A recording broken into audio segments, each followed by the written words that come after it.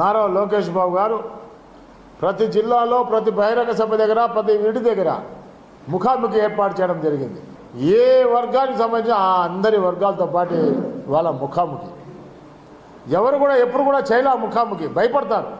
వాళ్ళు అడిగే క్వశ్చన్స్ ఏంటి, మనం ఏ విధంగా సమాధానం చెప్పాలని చెప్పేసి చాలామంది భయపడతారు. ఏదో పాదయాత్ర చేసుకుంటూ పోయినారు తప్ప ఈరోజు లోకేష్ బాబు గారు ఈ పాదయాత్రలో ప్రతి ఒక్కరి మనసును వాళ్ళ తలుపు తట్టి వాళ్ళని నిద్రలేపాడు. చాలామంది లోకేష్ బాబు గారి యొక్క పాదయాత్రను అవహేళన చేశారు. నడుస్తాడా, బహిరంగ సభలో మాట్లాడతారా, ఇవన్నీ కూడా చాలామంది వైసీపీ పెద్దలందరూ కూడా ఎగతాళి చేశారు. వాటన్నిటిని పటాపంచలు చేస్తూ పాదయాత్ర చేస్తూ బహిరంగ సభల్లో ఇవాళ వైసీపీ ప్రభుత్వము ఏ ఎమ్మెల్యే ఏ అవినీతి చేసినాడో ఏలెత్తి చూపిస్తూ అక్కడికక్కడే ఆ నియోజకవర్గంలోనే వారికి చెక్ పెట్టే ప్రయత్నం చేసినటువంటి వ్యక్తి నారా లోకేష్ బాబు గారు. మీరు చేసినట్టు భూ కబ్జాలను సర్వే నెంబర్లతో పాటు ఇవాళ బహిర్గతం చేయడం జరిగింది. ఏ ఒక్కరు కూడా దాన్ని ఖండించలేదు. మీరు అంటే ఇవాళ భూ కబ్జాల దగ్గర నుంచి ఇసుక mafia, land mafia,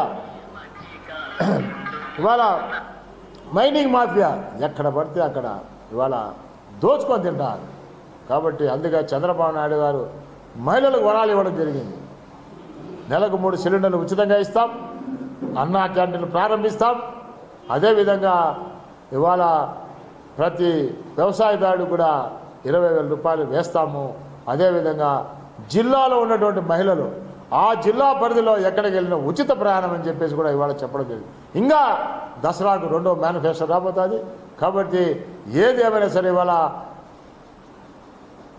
Lokesh Babu గారి యొక్క పాదయాత్రను అపూర్వమైన స్వాగతం, అన్ని వర్గాల ప్రజల స్వాగతం, ఎటు చూసినా స్వాగతం స్వాగతం స్వాగతం. ప్రపంచం ఇటువంటి ప్రపంచం మేము కళలో కూడా ఎప్పుడు కూడా ఎక్కడ కూడా చూడలే.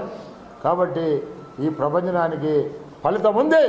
రాబోయే 2024లో తెలుగుదేశం పార్టీ ఈ రాష్ట్రంలో 175 సీట్లకు